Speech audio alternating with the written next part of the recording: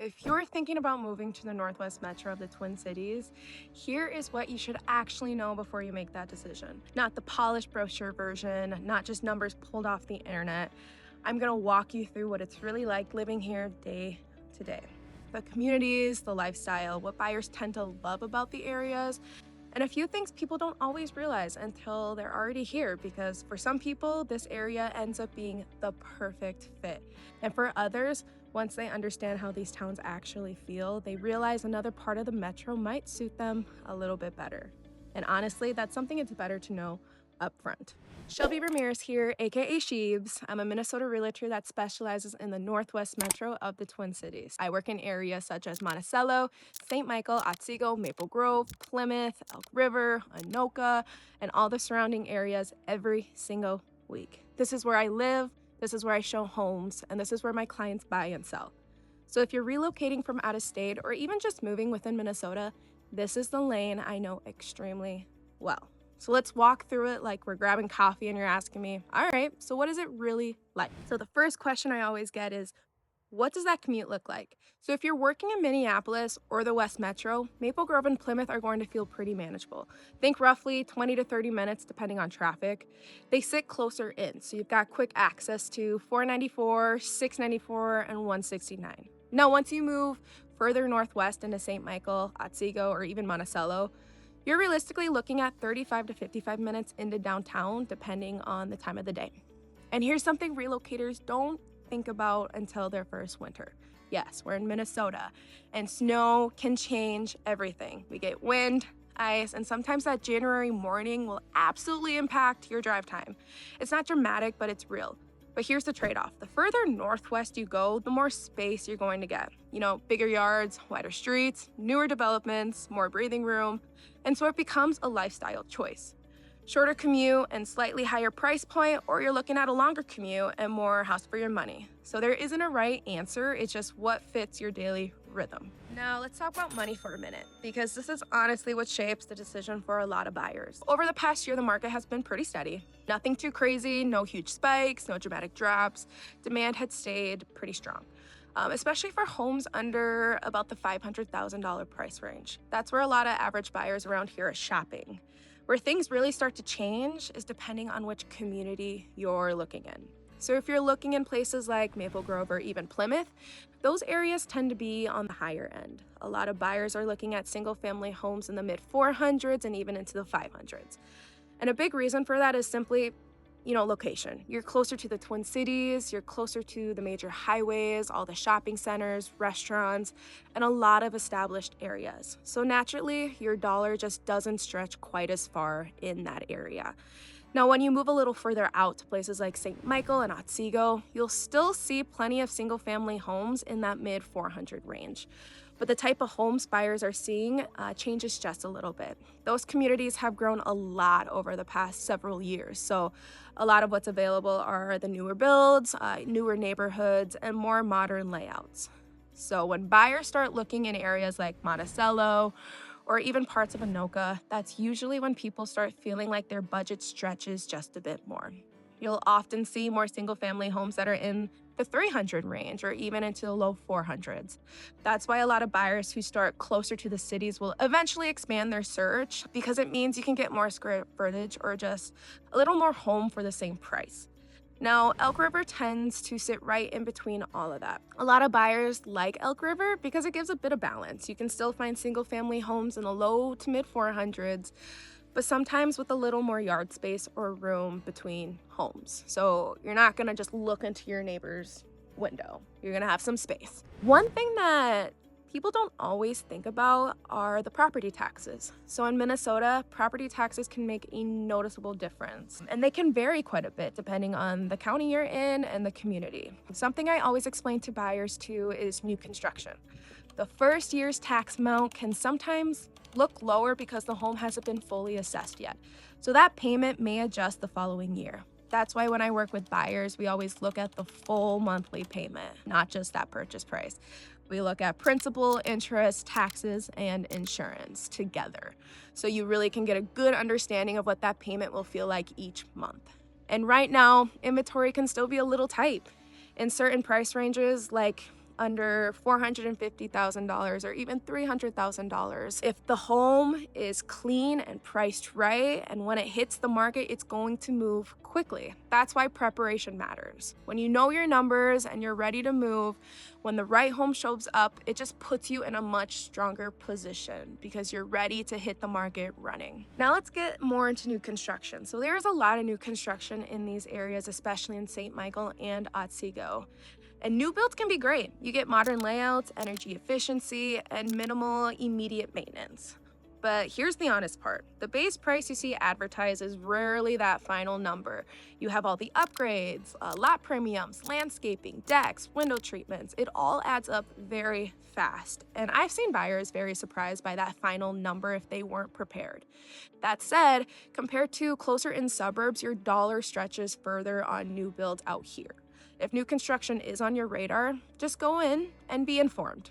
Now, this is the part that doesn't really show up on spreadsheets. Why do people actually move to these areas? Every one of these communities attract people for slightly different reasons. Most buyers I work with are usually choosing between lifestyle, space, convenience, and/or price. And depending on what matters most to you, certain areas just start to make more sense. Take Maple Grove for an example. A lot of people move there because life just feels very convenient. You got Arbor Lakes, which is kind of the center of everything. You got restaurants, shopping, walking paths, a ton of lakes you can walk around, and a ton of summer events they host. You can go out for dinner, walk the trails, run errands, and it's all within a few minutes.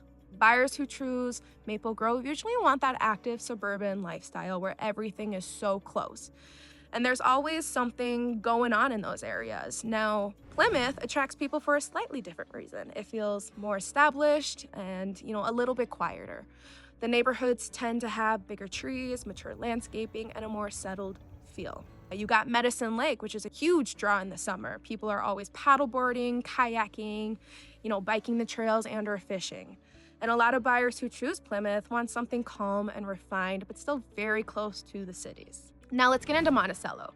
Monticello is where buyers often go when they want a little bit more breathing room, right? You have the Mississippi River that gives the area a really scenic feel. You got more skies, more space between homes, and just a slower pace overall. People who move to Monticello usually like that small town energy while still having the stores and everything that they need nearby. Now, St. Michael and Otsego. Those areas attract a lot of families, and that's largely because of how these communities have grown. There are newer neighborhoods, parks, sidewalks, splash pads, sport programs, and community events. It feels very family orientated and community driven, and a lot of buyers moving there like the idea of being in an area that's still developing and growing. Elk River draws a lot of people who want a little more nature around them. You'll see more trees, more wooded lots, and more access to trails and parks.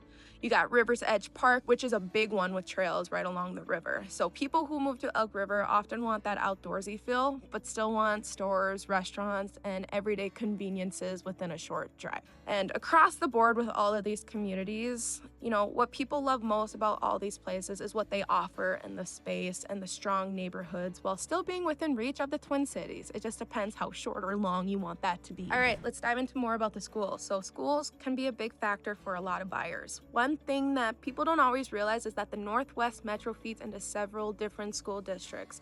Even within the same city, the boundaries can change depending on the neighborhood you are looking at. So it's not always safe to assume a whole city just goes to the same school. When buyers are looking at homes, that's something we want to make sure that we can verify. And we want to make sure we check the district maps and make sure the home actually feeds into the schools they're hoping for, just so there are no surprises later on. Beyond schools, what really stands out in these communities is a sense of community itself.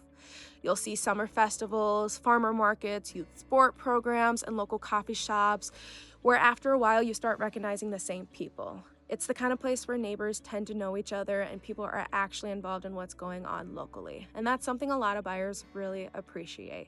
You get that connected community feel without it feeling crowded or overwhelming like some larger metro areas can feel like. Now, the cost of living here is generally pretty similar to the rest of the Twin Cities metro. The day-to-day expenses like grocery, gas, and utilities are fairly in line with what you'd expect if you're living anywhere around the metro area. It's not dramatically different from suburb to suburb. One thing that can surprise people though, especially especially buyers moving here from out of state, is the winter utility bills.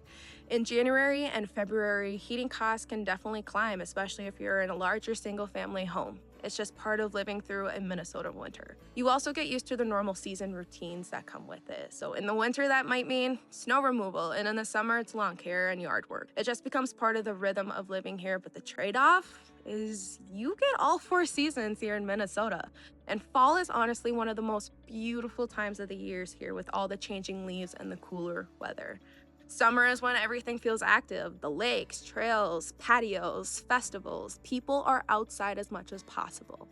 And winter actually has its own kind of lifestyle if you lean into it and want to learn about it. Things like snowmobiling, skiing, skating, and getting outside on the trails become a big part of how people enjoy the season. So while the seasons definitely shape daily life here, a lot of people end up really loving that variety throughout the year. Overall, at the end of the day, these areas tend to attract a certain type of lifestyle. This is usually a great fit for people who want a little bit more breathing room, think single-family homes, quieter neighborhoods, space for a yard, and communities where people tend to stay long-term. A lot of buyers moving here are looking for that balance. You're close enough to the metro for work and amenities, but your day-to-day life feels a little calmer and less crowded. Now, on the other hand, it may not be the best fit for you or for your life. If you're someone who wants high-rise living, a heavy nightlife, or that kind of lifestyle where you can walk everywhere and be right in the middle of a dense city environment, you may feel more at home closer to Minneapolis or St. Paul. And that's totally fine. It really just comes down to the fit you're looking for, what kind of lifestyle you want to live on a day-to-day. So if you're thinking about moving to Minnesota, drop a comment and let me know where you're coming from and what you're hoping to find here. Whether it's more space or a slower pace, better schools, or just a change of scenery. I always find it interesting hearing people's stories and what brings them here because I love Minnesota. And if there's a specific town you're curious about, let me know. I'd be more than happy to send you a deeper breakdown of that area so you can get a better feel for what it's actually like to live there. If a move here is something you're seriously considering, feel free to reach out and say hi as well. I'm happy to talk through what the process looks like and help you figure out the next steps. No pressure at all, just here to help you to get the information you need for your life.